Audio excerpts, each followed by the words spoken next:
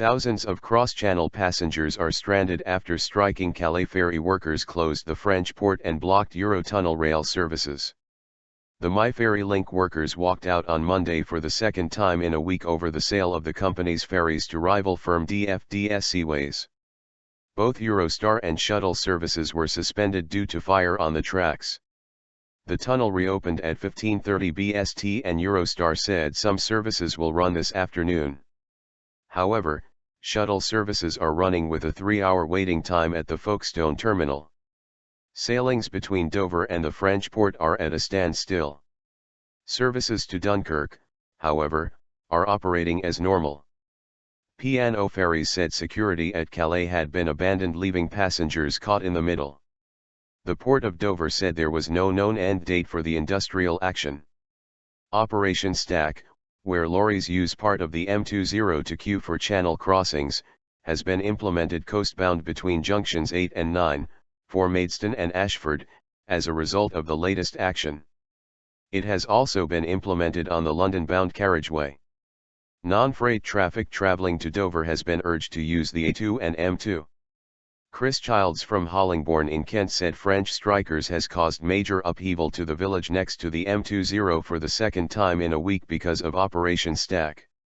Once again it feels like our village has been violated by French strikers, he said.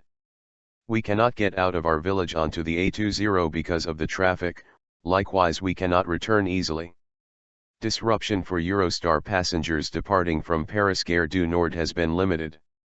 Jane Schaefer, from Birmingham, said her London-bound train left the station 30 minutes later than she intended. It was quite orderly, but there wasn't much information, so you had to go find out, she said. There were large queues, but the train I'm on isn't even full. Passengers hoping to travel to Calais by ferry have been urged to contact their ferry operators.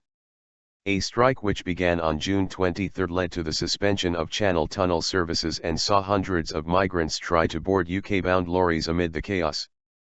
DFDS officially takes over the MyFerryLink service on Thursday. The French ferry workers went on strike after Eurotunnel, which owns the ships, sold the cross-channel service after a competition authority ruling to DFDS. Calais security abandoned. Helen Diebel, the chief executive of P&O Ferries, said, "Through no fault of their own, our passengers are caught in the middle of an industrial relations battle that has been caused by Eurotunnel. This has left thousands of holidaymakers and lorry drivers stranded without adequate facilities." She said the company's staff had been doing their best to keep passengers supplied with food and water. "Let me be clear, the buck stops with the French government. They have effectively abandoned any attempt to maintain security at the port of Calais," Ms. Diebel said.